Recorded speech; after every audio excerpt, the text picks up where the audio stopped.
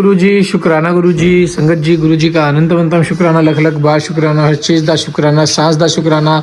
संगत जी, गुरु जी की ब्लेसिंग्स हमें बहुत अनेकों रूप में मिलती है। सबसे पहले गुरु जी के दर्शन करो रेड चोले में, गुरु जी की आंखों में देखो ध्यान से, आपको कितने प्यारे दर्शन हो रहे हैं गुरु जी के।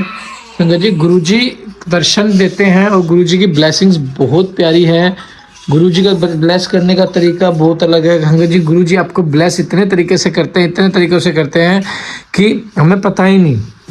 कभी कभी हमें लगता है कि हमारे लिए नहीं है, लेकिन वो हमारे लिए होता है और उसमें एक ऐसी ब्लेसिंग्स होती है जिसकी हमें कल्पना भी नहीं है। अब संगत जी, 1 दिसंबर 1 जनवरी आने में, सॉरी, नया साल आने में सिर्फ 40 से 42 दिन बचे हुए हैं। ये 40 से 42 दिन आप अमृत वेला पकड़ लो और नए साल वाले दिन भी अमृत वेला ख़त्म करना, तो देखना न, जैसे अमृत वेला ख़त्म होगा ना, आपका नया साल शुरू होगा। वो नया साल नहीं होगा, वो आपकी ज़िंदगी का नया चैप्टर शुरू होगा, और जिसमें ब्लेसिंग से ब्लेसिंग, गुरु जी की ब्लेसिंग्स, गुरु जी जिसमें अनंत ब्लेसिंग से आपके जीवन के अधूरे हिस्से को पूरा भर देंगे। जीवन में आपको कभी किसी चीज़ की गुरु जी कमी नहीं होने देंगे। जो संगत अमृत वेला करती है ना, वो कभी भी तंग नहीं रहती, वो किसी भी चीज़ से कभी परेशान नहीं होती, चाहे वो कितनी तंगी घर में क्यों ना आ जाए, उसको कभी किसी के आगे हाथ फैला के मांगने की जरूरत नहीं पड़ेगी। ये गुरुजी दावा करते हैं। और इससे बड़ी बात क्या चाहिए कि आपके घर में कितनी मुसीबत क्यों ना आ जाए, आपको सिर्फ गुरु जी के आगे हाथ फैलाने पड़ेंगे और किसी के आगे ना फैलाने पड़ेंगे। क्योंकि रिश्तेदार और यार दोस्त तो आपको भी पता आजकल से मजाक क्यों उड़ाते हैं कि इनका तो नुकसान हो गया, ये हो गया। तो संगत जी, इसलिए कह रहा हूँ 40 दिन 41 दिन बचे हुए हैं, अमृत वेला पकड़ लो। अमृत वेले में उठ के जपजी साहिब का पाठ, शिव पुराण का पाठ शुरू कर दो। 40-41 दिन नया साल शुरू होगा और आपकी ज़िंदगी का नया चैप्टर शुरू होगा। तो संगत जी, देखना ब्लेसिंग से ब्लेसिंग होगी।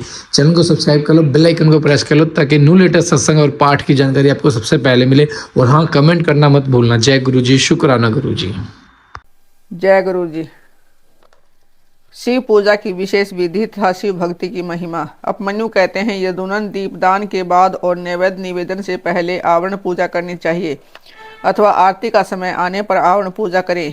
वहाँ शिव या शिवा के प्रथम आवरण में ईशान से लेकर सदोजात पर्यंत तथा हृदय से लेकर अस्तर पर्यंत का पूजन करें। ईशान में पूर्व भाग में, दक्षिण में, उत्तर में, पश्चिम में, आग्नेय कोण में, ईशान कोण में, नैऋत्य कोण में, वायव्य कोण में, फिर ईशान कोण में, तत्पश्चात चारों दिशा में गर्भावरण अथवा मंत्र संघात की पूजा बताई गई है। या हृदय से लेकर अस्तर पर्यंत अंगों की पूजा करें।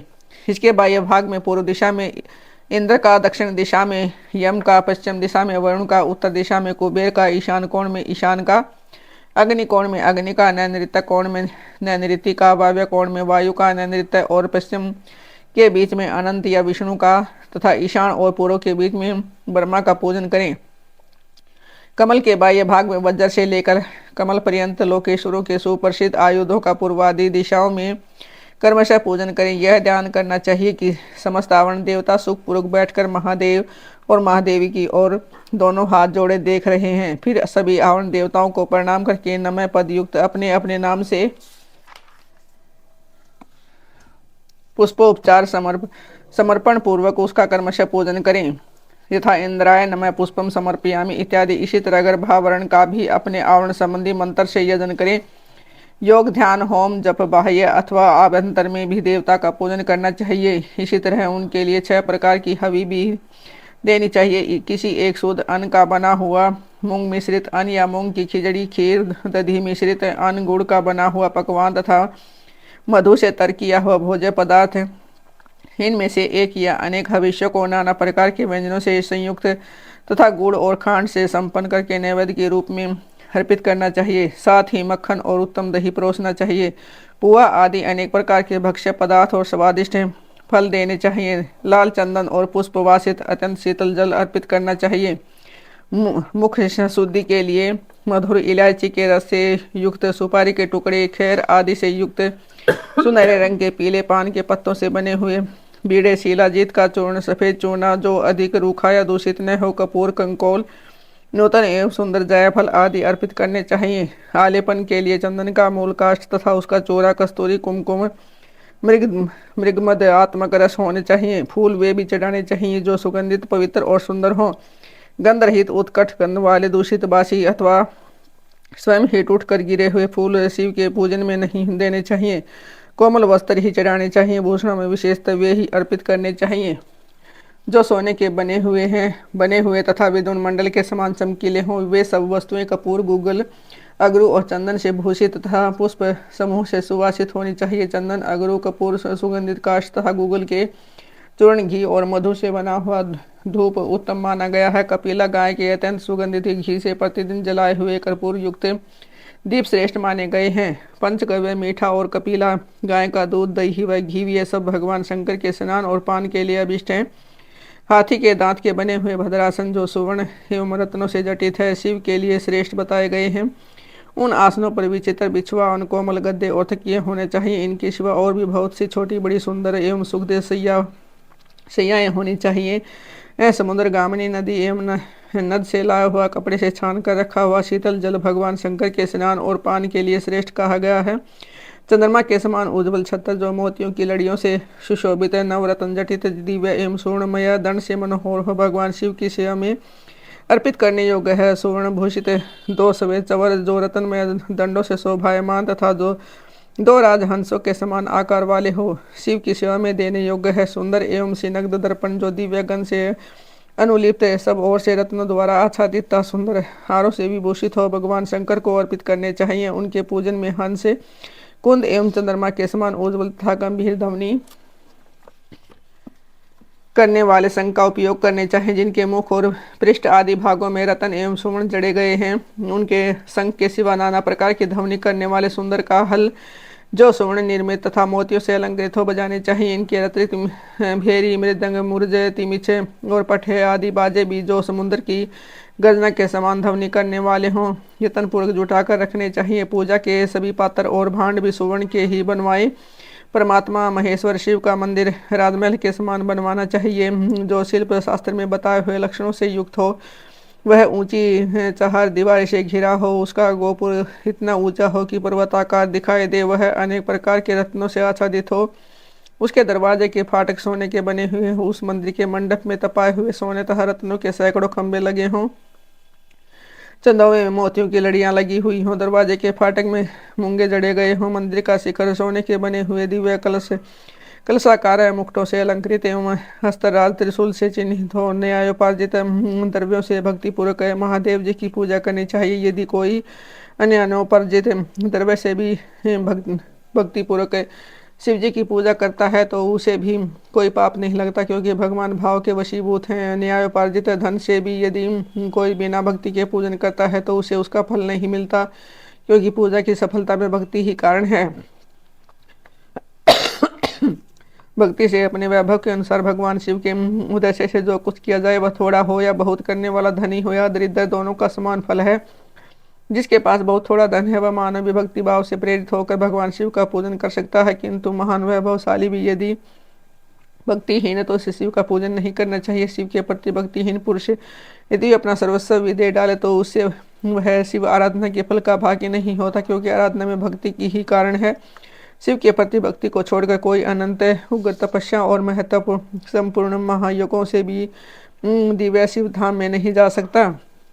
अतः श्री कृष्ण सर्वत्र परमेश्वर शिव के आराधन में भक्ति का ही महत्व है। यह गुहे से ही भी गुहतर बात है, इसमें संदेह नहीं है। पाप के महासागर को पार करने के लिए भगवान शिव की भक्ति नौका के समान है।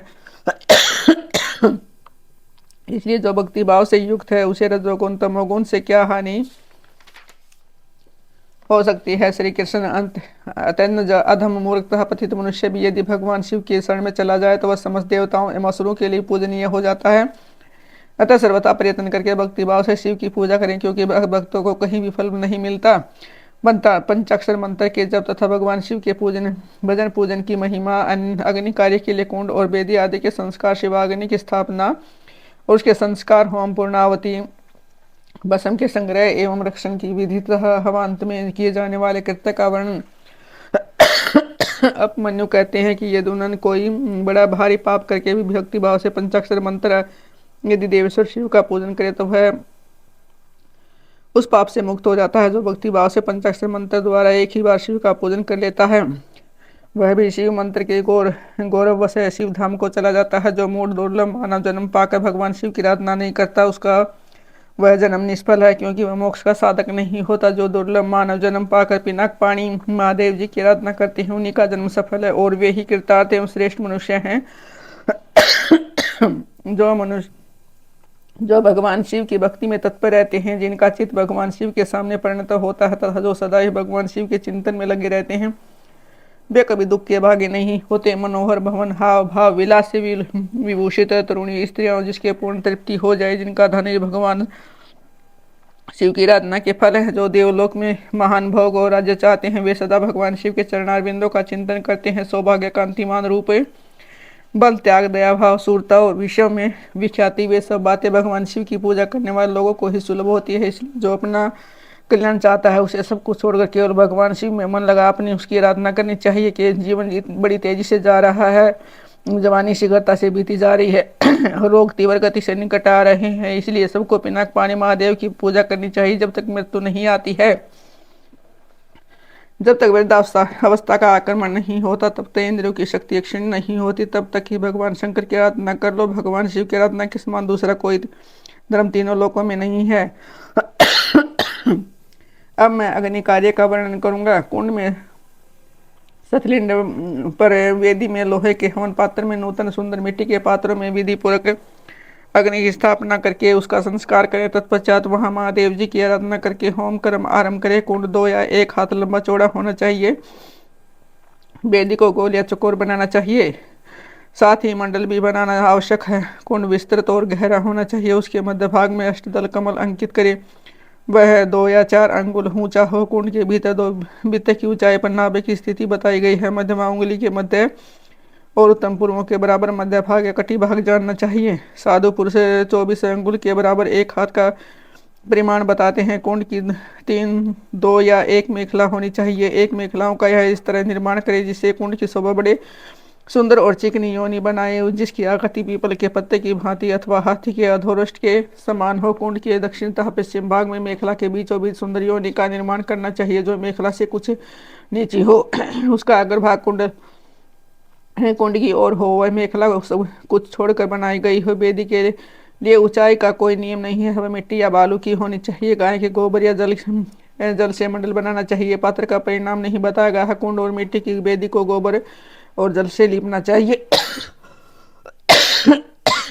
कुंड और मिट्टी की वेदी को गोबर जल से लीपना चाहिए। पात्र को धोकर तपाए तथा अन्य वस्तुओं का जल से प्रोक्षण करे। अपने अपने गोसूत्र में बताई हुई विधि के अनुसार कुंड में और वेदी पर उल्लेखन करे। रेखाओं पर से मृतिका का लेकर ईशान कोण में फेंक दी। फिर अग्नि के उस आसन का कुशों अथवा पुष्पों द्वारा जल से प्रोक्षण करे। तत्पश्चात पूजन और हवन के लिए सब प्रकार के द्रव्यों का संग्रह करें। धोने योग्य वस्तुओं को धोकर प्रोक्षणी के जल से उसका प्रोक्षण करके उसे शुद्ध करें। इसके बाद सूर्यकांत मणि से प्रकट काष्ठ से उत्पन्न नक्षत्र की अग्निशाला में संचित अथवा दूसरी किसी उत्तम अग्नि को आधार सहित ले जाएं। उसे कुंड अथवा वेदी के ऊपर 3 बार प्रदक्षिण क्रम से घुमाकर अग्नि बीज का उच्चारण करके उस अग्नि को उक्त कुंड या वेदी के आसन पर स्थापित कर दे। कुंड में स्थापित हो तो योनि मार्ग से अग्नि का आधार करें और वेदी पर अपने सामने की ओर अग्नि की स्थापना करें। योनि प्रदेश के पास स्थित विद्वान पुरुष समस्त कुंड को अग्नि से संयुक्त करे। साथ ही वह भावना करे कि अपनी नाभि के भीतर जो अग्निदेव विराजमान है, वे ही नाभि रंध्र के चिन्हगारी के रूप में निकलकर बाह्य अग्नि में मंडलाकार होकर लीन हुए हैं। अग्नि पर संविदा रखने से लेकर घी के संस्कार पर्यंत सारा कार्य मंत्रज्ञ पुरुष अपने गुह सूत्र में बताए हुए क्रम से मूल मंत्र द्वारा संपन्न करें।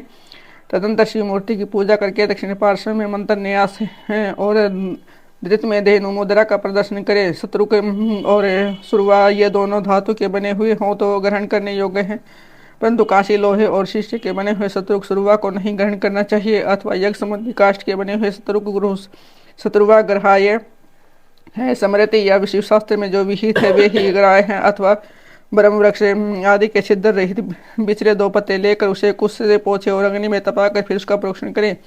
उन्हीं पत्तों को शत्रुवा का रूप दे, उनमें घी उठाए और अपने गोसूत्र में बताए हुए क्रम से शिव बीज सहित 8 बीजाक्षरों द्वारा अग्नि में आहुति दें। इससे अग्नि का संस्कार संपन्न होता है। वे बीज इस प्रकार हैं: भ्रूम, सतुम, भ्रूम, श्रुम, पुम, ड्रुम, द्रुम। ये 7 हैं। इनमें शिव बीज को सम्मिलित कर लेने पर 8 बीजाक्षर होते हैं। उपयुक्त 7 बीज क्रमशः अग्नि के 7 जीवा के हैं। उनकी मध्यमा जीवा का नाम बहुरूपा है।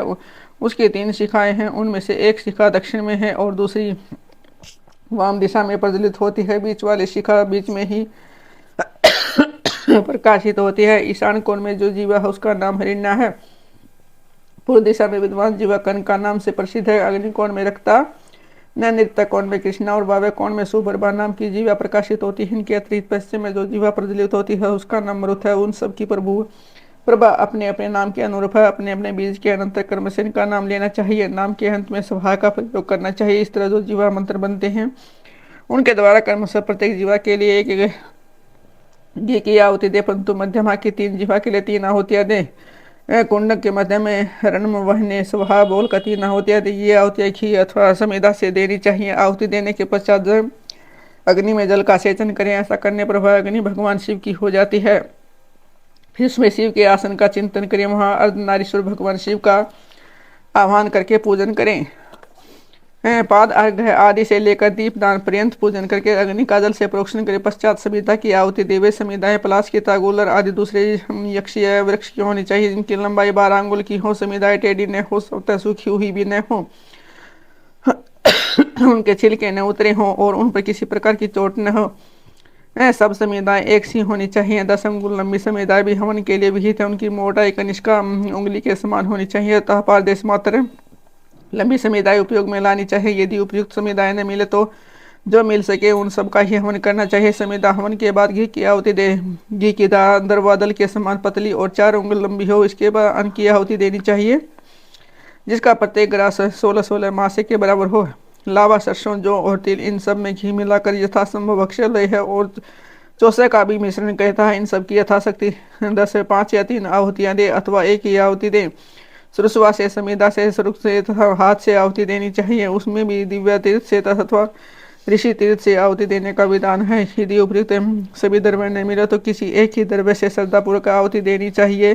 प्रायश्चित के लिए मंत्र से अभिमंत्रित करके 3 आहुतियां दे। फिर होम अवशिष्ट दृष्टि से जरूरतों को भरकर उसके अग्रभाग में फूल रखकर उसे दर्भ सहित अधोमुख शुरुआत से ढक दे। इसके बाद खड़ा हो उसे अंजलि में लेकर ओम नमः शिवाय वोसठ का उच्चारण करके जौ के तुल्य घी की धारा की आहुति दे। इस प्रकार पूर्णाहुति करके अग्नि में पूर्ववत जल का छींटा दे। तत्पश्चात देवेश्वर शिव का विसर्जन करके अग्नि की रक्षा करे। फिर अग्नि का भी विसर्जन करके भावना द्वारा नाभि में स्थापित करके नित्य यजन करें। जय गुरु जी, शुक्राना गुरु जी, संगत जी, गुरु जी का अनंत शुक्राना। चैनल को सब्सक्राइब कर ले, बेल आइकन को प्रेस करें और हाँ, पाठ को एंड तक जरूर सुनो क्योंकि पाठ में विशेष ब्लेसिंग होती है और अपनी हाजिरी जरूर लगाए। जय गुरु जी, शुक्राना गुरु जी करके। जय गुरु जी।